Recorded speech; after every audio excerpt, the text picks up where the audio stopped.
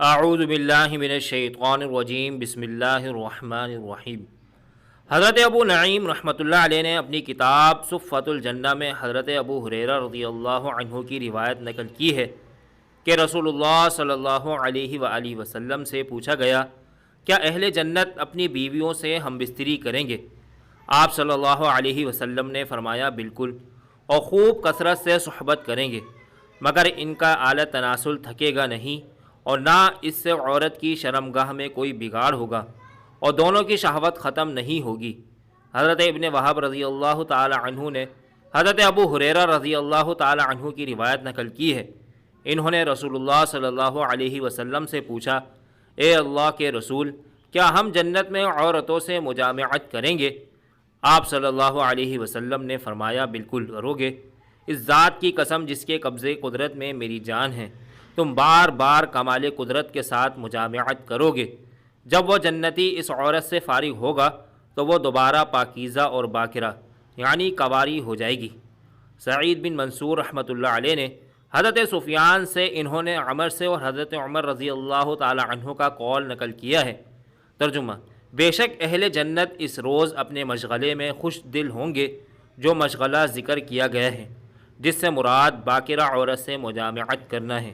حضرت سعید بن جبیر رضی اللہ تعالی عنہ کا قول نقل کیا ہے، فرماتے ہیں، جنتی کے جسم میں 70 سال شہوت ہوگی اور وہ لطف اندوزی کرتا رہے گا، مگر اس مجامعت کی وجہ سے اس کو جنابت لاحق نہیں ہوگی، لہذا اس پر غسل بھی واجب نہ ہوگا، اور نہ ہی اس میں کمزوری اور نامردگی آئے گی، وہاں سوائے لطف اندوزی کے کچھ نہیں ہوگا۔ وہ حدیث جس میں آپ صلی اللہ علیہ وسلم سے پوچھا گیا، کیا اہل جنت مجامعت کریں گے؟ تو آپ صلی اللہ علیہ وسلم نے فرمایا تھا، بار بار کمال قوت کے ساتھ جماع کریں گے، لیکن وہاں نہ انزال ہوگا اور نہ کسی کو موت آئے گی۔ اس حدیث سے معلوم ہوا کہ جنت میں منی کا وجود نہیں ہوگا، تو پھر اولاد کس طرح وجود میں آئے گی؟ کیونکہ اولاد کو مرد کے نطفے سے ہی وجود میں آتی ہے، لہذا جب وہاں منی اور مذی کے قبیل کی کوئی چیز ہی نہیں ہوگی تو پھر اولاد بھی نہیں ہوگی۔ یہاں پر تھوڑی سی وضاحت دینا چاہتا ہوں، وہ یہ کہ جنت میں اولاد کے ہونے یا نہ ہونے کے بارے میں علماء کا اختلاف ہے۔ ایک مرتبہ حضرت علی رضی اللہ تعالی عنہ کی بارگاہ میں ایک شخص حاضر ہوا اور عرض کرنے لگا، یا علی، کیا جنت میں جنسی خواہش ہوگی؟ کیا جنت میں ہم بستری ہوگی؟ اور اگر جنت میں ہم بستری ہوگی تو وہ کیسے ہوگی؟ بس اتنا سننا تھا کہ حضرت علی رضی اللہ تعالی عنہ نے فرمایا، اے شخص، ویسے ہی جو لطف اور مزہ مرد اور عورت کو مرد سے ملتا ہے، یہ لطف اور مزہ الگ ہے، اور جس طرح سے ملتا ہے وہ طریقہ بھی الگ ہے۔ اللہ تعالیٰ نے اس لطف کو عورت اور مرد کے قریب آنے میں اس لیے رکھا ہے تاکہ انسان اپنی سمجھ کے مطابق وہ اپنے اس مزے کے پیچھے بھاگے گا، لیکن حقیقت وہ اپنی نسل کو بڑھاتا چلا جائے گا، اور اس کے بعد جو دوسرے انسان زمین پر اپنا امتحان دینے کے لیے آنے والے ہوں گے، یعنی اس کی نسل ان کے لیے آنے کا سبب بنے گا۔ اور اے شخص، یاد رکھنا، اللہ تعالیٰ نے انسان کے لیے اس مزے کا انتخاب انسان کے سب سے نیچے والے حصے میں اس لیے رکھا تاکہ انسان اپنی ولادت کی حقیقت کو پہچان لے، اس کی اوقات کیا ہے، وہ یہ دیکھ کر تکبر سے دور رہے، اس بات میں وہ بار بار غور فکر کرے، وہ یہ سوچے کہ ایک انسان کا وجود سوائے ایک لوتھڑے کے کچھ بھی نہیں۔ اے شخص، یاد رکھنا، جنتی جنت میں صحبت بھی کریں گے، لیکن حقیقت تو یہ ہے کہ جنت میں جو لطف ہوگا انسان کو جنت کی حوروں سے ملے گا، وہ اس دنیا کے لطف سے 1000 گنا زیادہ صاف ستھرا ہوگا۔ اس میں نہ نجاست ہوگی، یعنی کہ اس میں نہ گندگی ہوگی، اور نہ ہی انسان پر غسل واجب ہوگا، اور نہ ہی انسان میں کوئی حوث ابھر رہی ہوگی۔ اے شخص، افسوس کہ انسان اپنی حقیر نظروں سے اللہ کی حقیقت کو سمجھنے کی کوشش کرتا ہے۔ اے شخص، یہ دنیا سوائے دھوکے کے اور کچھ بھی نہیں۔ اس زمین پر اللہ تعالیٰ نے انسانوں کو سمجھانے کے لیے انسان کی خواہشات کو مختلف چیزوں میں رکھا ہوا ہے، لیکن حقیقت تو یہ ہے کہ وہ لطف کا وہ مزہ چلا جائے گا، اور یہ چیزیں جن سے وہ لطف اور مزہ ملتا ہے وہ چیزیں الگ ہیں۔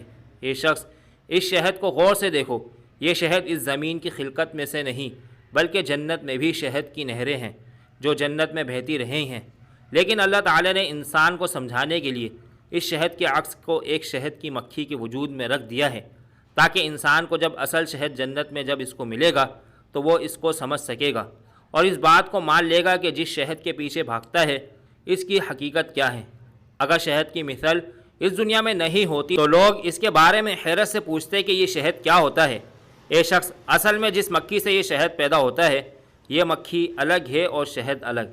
ویسے اللہ تعالیٰ نے انسان کے رزق کو اس زمین میں چھپایا، لیکن حقیقت تو یہ ہے کہ جنت کا رزق انسان کو جو ملے گا وہ جنت کی زمین سے نہیں، وہ جنت کے آسمان سے ملے گا۔ انسان جنت میں جو چاہے گا وہ اس کے سامنے پیش کر دیا جائے گا، اور ایسے ہی اللہ تعالیٰ نے اس خوشبو کو الگ رکھا ہے جس چیز سے یہ خوشبو ملتی ہے۔ اس چیز کو الگ رکھا ہے۔ اللہ تعالیٰ نے قرآن پاک میں ارشاد فرمایا ہے کہ ہم ان جنتیوں کی حوروں سے شادی کریں گے، اور ایک دوسری جگہ پر یہ ارشاد ہوا ہے کہ جنت والے کہ ان کا حال یہ ہے کہ وہ بے شک اس دن یعنی جنت کے معاملوں میں مست ہوں گے۔ حضرت ابو امامہ رضی اللہ عنہ سے روایت ہے کہ ایک مرتبہ ایک آدمی اللہ کے رسول صلی اللہ علیہ وسلم کی بارگاہ میں حاضر ہوا اور سوال کرنے لگا، یا رسول اللہ صلی اللہ علیہ وسلم، کیا جنت میں جنتی صحبت یعنی کہ ہم بستری کر پائیں گے؟ تو اس بات پر آپ صلی اللہ علیہ وسلم نے فرمایا کہ ہاں، جنت میں جنتی خوب جوش کے ساتھ صحبت کریں گے، وہ نہ کبھی فارغ ہوں گے اور نہ ان کو کبھی جنت میں موت آئے گی۔ اے شخص، یاد رکھنا کہ ایک جنتی کے پاس 100 مردوں کے برابر طاقت ہوگی، یعنی کہ ہر جنتی کو 100 مردوں کی طاقت عطا کر دی جائے گی۔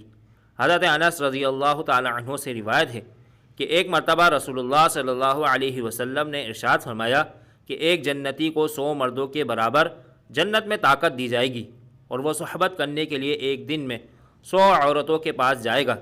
حضرت ابو ہریرہ رضی اللہ تعالی عنہ بیان کرتے ہیں، عرض کیا گیا، یا رسول اللہ صلی اللہ علیہ وسلم، کیا جنت میں جنتی اپنی بیویوں کے پاس جا سکیں گے؟ تو آپ صلی اللہ علیہ وسلم نے فرمایا کہ ہاں، جنت میں ایک شخص ایک دن میں 100 عورتوں کے پاس جا سکے گا۔ اس وقت ناپاکی کستوری بن کر باہر نکل جائے گی۔ حضرت زید رضی اللہ تعالی عنہ سے روایت ہے کہ رسول اللہ صلی اللہ علیہ وسلم نے ارشاد فرمایا، جنت میں پیشاب اور ناپاکی یعنی کہ گندگی جنتیوں کے پسینے کی شکل میں بہہ کر ان کے قدموں تک جاتے جاتے کستوری بن جائے گی۔ جنت میں ایک عورت ہم بستری کے بعد خود بخود پاک ہو جائے گی۔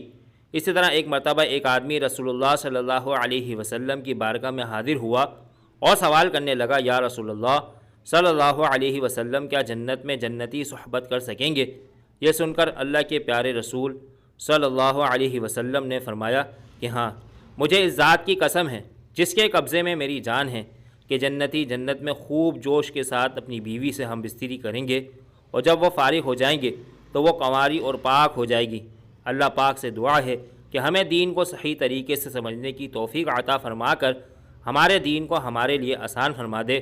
یا اللہ، دنیا کے معاملات آسان فرما دے، موت کے مراحل کو آسان فرما دے، عالم برزخ کے مراحل کو آسان فرما دے، قیامت کے دن کی ہولناکیاں آسان فرما دے، اور ہمیں کمزور سمجھ کر اپنی رحمت سے جنت کا مستحق بنا دے، تاکہ بحیثیت مسلمان ہم جنت کی خوشیوں میں خوش رہنے والے بن جائیں۔ آمین یا رب العالمین۔ کمنٹس میں آمین لکھنا مت بھولیے گا، نہ جانے کس کی آمین سے ہم سب کی دعائیں قبول ہو جائیں۔ مزید اسلامی اور معلوماتی ویڈیوز حاصل کرنے کے لیے ہمارے چینل کو ضرور سبسکرائب کریں۔ شکریہ۔